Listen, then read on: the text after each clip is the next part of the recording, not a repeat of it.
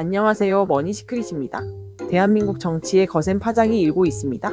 더불어민주당이 현직 대통령의 형사재판을 중단하는 형사소송법 개정안 처리를 추진하고 있기 때문입니다. 이재명 대통령의 공직선거법 위반 사건 파기환송심이 바로 코앞으로 다가온 가운데 이를 막기 위한 입법 방탄 아니냐는 비판이 거세게 일고 있습니다. 일부 형사재판 중단법 무슨 내용인가? 민주당이 추진 중인 형소법 개정안의 핵심은 명확합니다. 대통령 당선 시 진행 중인 모든 형사재판을 자동 중단한다. 헌법 84조가 내란 외환죄를 제외하고 현직 대통령은 형사소출을 받을 수 없다고 규정한 점을 근거로 들고 있지만 법조계 해석은 다릅니다. 소추는 막아도 이미 시작된 재판까지 멈추는 건 아니라는 게 지금까지의 해석이었고, 대법원도 국회에 재판 중지 여부는 개별 재판부의 판단이라고 밝혔습니다. 결국 이번 개정안은 이재명 대통령이 사법 리스크를 제도적으로 차단하려는 시도라는 지적이 나옵니다. 이부 공직선거법도 뜯어고친다. 이뿐만이 아닙니다. 민주당은 공직선거법 자체도 개정하려는 움직임을 보이고 있습니다. 문제가 된 조항은 바로 허위사실 공표죄, 이재명 대통령이 기소된 혐의와 관련 있는 조항입니다. 개정안에는 행위라는 구성 요건 자체를 삭제하고 법조항을 손봐 재판 자체가 불가능하도록 만드는 방안이 담겼습니다. 이 경우 이재명 대통령은 면소 판결, 즉 법이 없어서 처벌할 수 없는 상태로 빠져나갈 수 있게 됩니다. 한마디로 재판장에서 이길 수 없으니 법을 없애겠다는 겁니다. 3부 입법 드라이브인가 방탄 입법인가? 민주당은 이미 지난 5일 내란 김건 희채상병 특검법까지 단독 처리하며 3대 특검을 통과시켰습니다. 여당이 된 뒤 입법 폭주를 멈추지 않고 있는 모양새입니다. 심지어 일부 민주당 인사들은 이제는 대통령 거부권도 없으니 지금 밀어붙여야 한다는 목소리까지 내고 있습니다. 물론 사법 절차가 정치에 휘둘려선 안 됩니다. 하지만 그렇다고 해서 법을 개정해 재판을 막는다면 그 자체로 사법부 독립성과 민주주의 원칙에 대한 침해라는 비판을 피할 수 없습니다. 사부 국민은 알고 있다. 이재명 대통령은 기소된 상태에서 당선됐습니다. 그 사실을 알고도 국민은 선택했습니다. 그렇기에 기소된 상태면 대통령이 되면 안 된다는 말은 지금은 설득력이 떨어집니다. 하지만 반대로 대통령이 됐다는 이유만으로 모든 재판을 멈춘다면 그건 진짜 방탄이 될 수 있습니다. 국민의 선택은 존중받아야 합니다. 하지만 사법정의도 정치권의 입맛에 따라 흔들려선 안 됩니다. 지금 이 순간 국회는 입법 권력으로 사법 리스크를 막고 대통령은 법의 이름으로 자신의 사법 절차를 우회하려 하고 있습니다. 민주주의란 결국 견제와 균형의 힘입니다. 입법도 사법도 행정도 어느 하나 독주해서는 안 되는 이유입니다.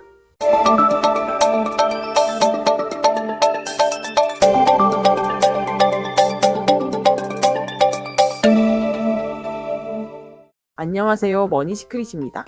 전 국민에게 25만원씩 쏜다. 역대급 내수 침체 속 이재명 정부가 첫 번째 국정과제로 내건 건 바로 서민경제 살리기입니다. 부동산도 주식도 자영업도 꽁꽁 얼어붙은 이 상황에서 지역화폐 25만원 지급이라는 전례 없는 대책이 추진됩니다. 이 정책의 핵심은 무엇이고 과연 효과는 있을까요? 일부 지금 대한민국 경제 상황 어느 정도인가? 부산 남포동처럼 예전엔 관광객과 상인으로 붐볐던 지역조차 빈점포가 눈에 띄게 늘고 있습니다. 카페, 식당, 옷가게. 이제는 1년 버티기조차 어려운 구조가 되었습니다. 올해 1월 기준 자영업자는 550만 명. 외환위기보다 낮은 수준이라는 건 충격적입니다.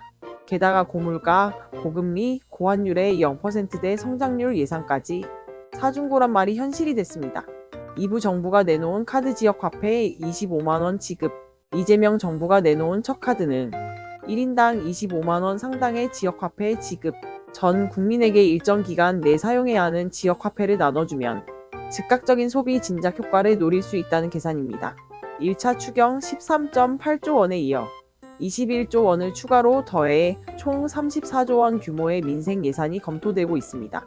당정은 특히 중하위 소득층을 중심으로 직접적인 현금성 지원을 유력하게 고려 중입니다. 3부 시장의 반응은? 시장 반응은 빠릅니다. 당장 급한 불을 끌 수는 있겠다는 기대감도 있고 지속성 없는 일회성 지원이라며 회의적인 시선도 존재합니다. 소상공인 대출은 6년 만에 50% 이상 폭증했고 채무조정과 탕감에도 추경 예산 일부가 투입될 예정입니다. 자영업자들은 지금 당장 손님 한 명이 더 필요하다고 말합니다. 그만큼 절박한 상황입니다. 사부 지역 화폐의 실효성은 있을까? 정부는 재정을 마중물 삼아 경제 선순환을 회복하겠다고 밝힙니다. 하지만 일부 전문가는 묻습니다. 그 돈이 진짜 소비로 이어질까? 아니면 일회성 지출로 끝날까? 또 하나의 문제는 지방자치단체의 실행 역량입니다.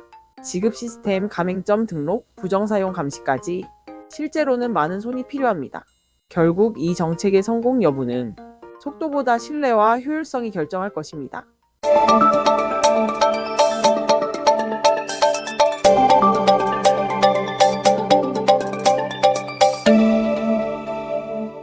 안녕하세요. 머니시크릿입니다.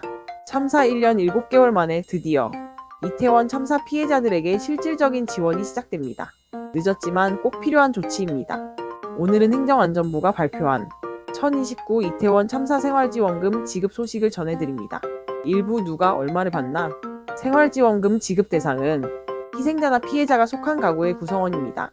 구체적으로 피해자의 경우 1인 가구는 약 73만원, 7인 이상 가구는 약 277만원까지, 희생자의 경우엔 그 2배 수준으로 1인 가구는 146만원, 7인 이상 가구는 555만원까지 책정됐습니다. 또한 법적으로는 가구원이 아니더라도 부모, 자녀, 형제자매가 실질적으로 함께 거주하며 생계를 같이 했다면 심의위원회의 판단을 통해 가구원으로 인정받을 수 있습니다. 2부 언제 어떻게 신청하나? 신청은 6월 9일부터 시작됩니다. 피해자의 주민등록상 거주지를 관할하는 시군구청에서 직접 방문, 우편 혹은 팩스로 접수할 수 있습니다. 등록 주소지가 없는 외국인 피해자도 자국 대사관이 위치한 지역의 시군구청에서 신청이 가능합니다. 단 생활지원금 지급 결정에 이의가 있을 경우 30일 이내에 이의 신청서를 제출할 수 있다는 점도 기억해 두세요. 3부 어떤 의미가 있을까? 이번 지원금은 기초생활수급자 소득인정액에서 제외됩니다. 즉 현재 정부 복지 혜택을 받고 있는 분들이라 해도 이번 생활지원금은 불이익 없이 수령할 수 있습니다. 피해자들에게 큰 금액은 아닐 수 있지만 정신적 경제적으로 무너진 일상을 회복하는데 조금이나마 보탬이 되기를 바라는 제도입니다. 4부 끝나지 않은 숙제, 한 가지 짚고 넘어가야 할 점이 있습니다. 이 지원이 시작일 뿐이라는 사실입니다. 아직도 많은 유족들은 진상규명과 명예회복을 제대로 받지 못했다고 호소하고 있습니다. 돈보다 먼저 필요한 건 진심 어린 사과와 책임감 있는 제도, 피해자와 유가족의 일상 회복을 위해 사회 전체가 잊지 않고 함께해야 할 때입니다.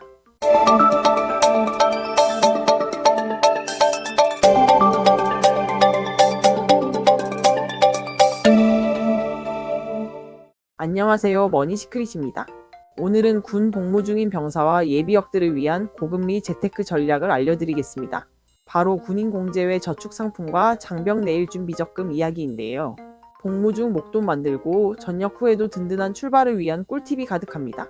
첫째, 군인공제외의 병회원 저축. 군인공제외에서는 병사와 만 34세 이하 예비역을 대상으로 연 5.0%의 단일 복리 이자를 제공하는 저축 상품을 운영 중입니다. 놀라운 건 이 금리가 복리라는 점인데요. 즉 시간이 지날수록 원금뿐만 아니라 이자에도 이자가 붙는 구조죠. 가입 조건도 매우 간단합니다. 월 1,000원 단위로 최대 150만원까지 자유롭게 납입 가능하고요. 복무 중 가입만 하면 최대 10년까지 유지할 수 있어 단기 재테크에 매우 유리합니다. 무엇보다 중도 해지에도 수수료가 없다는 점, 그리고 장병 내일적금이나 청년도약 계좌와 연계해 계속 불려나갈 수 있다는 점이 큰 장점입니다. 둘째, 얼마나 불릴 수 있을까? 예를 들어 매달 30만원씩 10년 동안 꾸준히 넣는다면 세전 기준 약 1,049만원의 이자가 붙고 총 4,659만원의 목돈이 생깁니다. 만약 여유가 있다면 월 최대 한도인 150만원을 10년 동안 납입할 경우 이자만 무려 5,248만원, 총 2억 3,248만원을 만들 수 있습니다. 물론 이는 금리가 변하지 않는다는 가정이므로 참고용으로 보세요. 셋째, 장병 내일준비적금도 놓치지 마세요. 이제는 대부분 알고 계시죠? 장병 내일준비적금 올해부터는 한도가 늘어났습니다. 기존 40만원에서 55만원까지 확장, 은행 2곳 이상에서 각각 30만원 한도로 최대 2년 가입 가능하고요. 이자율은 평균 5% 수준, 게다가 비과세 혜택도 누릴 수 있습니다. 게다가 나라사랑카드 사용 내역, 급여이체 실적, 청약통장 보유 여부, 기초수급자 조건 등 충족 시 최대 3% 우대 금리도 추가 가능하죠. 단 전역까지 유지해야 1% 이자 지원금과 매칭 지원금을 받을 수 있으니 중도해지 시 혜택 소멸되는 점 꼭 기억하세요. 넷째, 왜 지금 주목해야 할까? 2025년 현재 기준금리가 계속 떨어지고 있습니다. 한국은행은 2월과 5월의 기준금리를 0.25%씩 두 번이나 인하했고, 그 여파로 시중은행도 예적금 금리를 줄줄이 낮추는 중입니다. 이런 상황에서 군인공제외 저축과 장병내일적금은 이례적으로 높은 고정금리 상품입니다. 당연히 시장에선 희소성이 높고 병사들이 활용할 수 있는 최고의 재테크 수단으로 평가받고 있는 이유죠. 정리하자면 복무 중인 군인이라면 군인공제외 병회원 저축으로 복리 효과 노리고, 장병내일적금으로 정부 지원 혜택까지 챙긴다면 전역할 때쯤 정말 든든한 목돈이 생길 수 있습니다. 이 두 상품 병사 재테크의 양날개라고 할 수 있겠죠. 가입 조건도 까다롭지 않고 금리도 시중보다 월등합니다. 주변에 군인 가족이나 친구 있다면 꼭 알려주세요. 오늘 영상이 도움이 되셨다면 좋아요와 구독, 알림 설정 부탁드리고요. 댓글로 여러분의 궁금한 점이나 군 재테크 꿀팁도 함께 나눠주세요. 지금까지 시청해주셔서 감사합니다.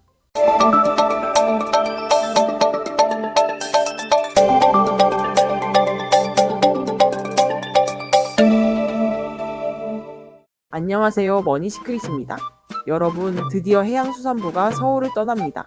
이재명 대통령이 첫 국무회의에서 직접 지시한 만큼 이전은 이미 현실이 됐고, 문제는 어디로 갈 것이냐입니다. 가장 유력한 곳은 바로 부산 북항 재개발 구역.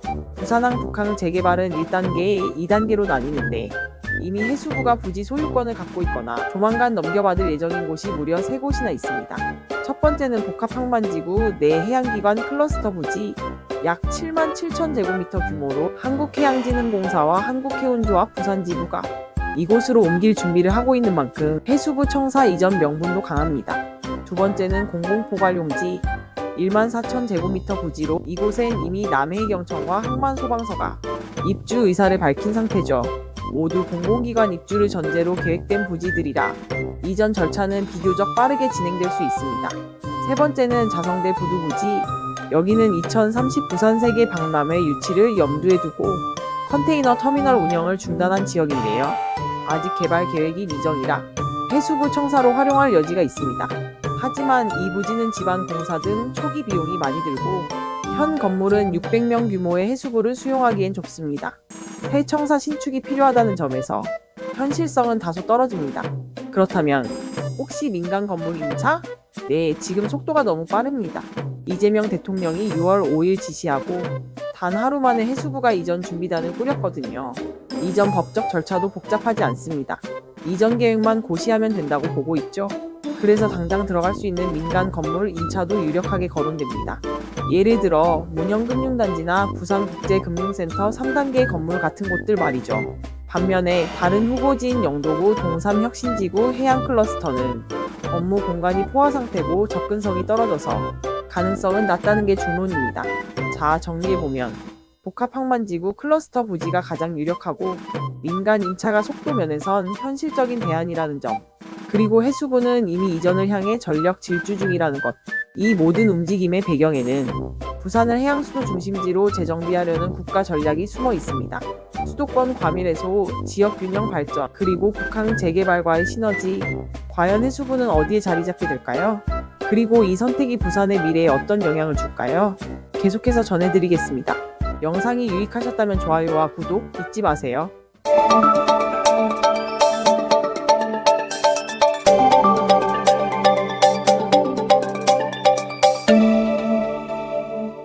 안녕하세요, 머니시크릿입니다. 성실하게 갚은 당신만 손해. 이재명 정부가 추진하는 코로나 비탄감 정책, 그 핵심은 배드뱅크 설립입니다. 표면적으로는 서민과 소상공인을 돕기 위한 대책처럼 보이지만 뒤를 들여다보면 역차별과 도덕적 해이 논란이 불붙고 있습니다. 일부 배드뱅크 도대체 뭐길래? 배드뱅크는 말 그대로 부실채권을 인수해 정리하는 기관입니다. 정부가 운영비를 대고 부실한 대출을 받아들이는 대신 원금 감면이나 채무 소각까지 가능하게 하죠. 이번에 이재명 정부가 추진하는 배드뱅크는 코로나 시기 대출을 받았던 소상공인자 영업자들 중 지급 여력이 없는 사람들을 대상으로 채무 일부를 아예 없애주거나 대폭 줄이는 안이 논의되고 있습니다. 이부 문제는 형평성과 도덕적 해이, 문제는 형평성입니다. 똑같이 코로나 시기 힘들었지만 성실하게 대출을 갚은 사람들은 상대적 박탈감을 느낄 수밖에 없습니다.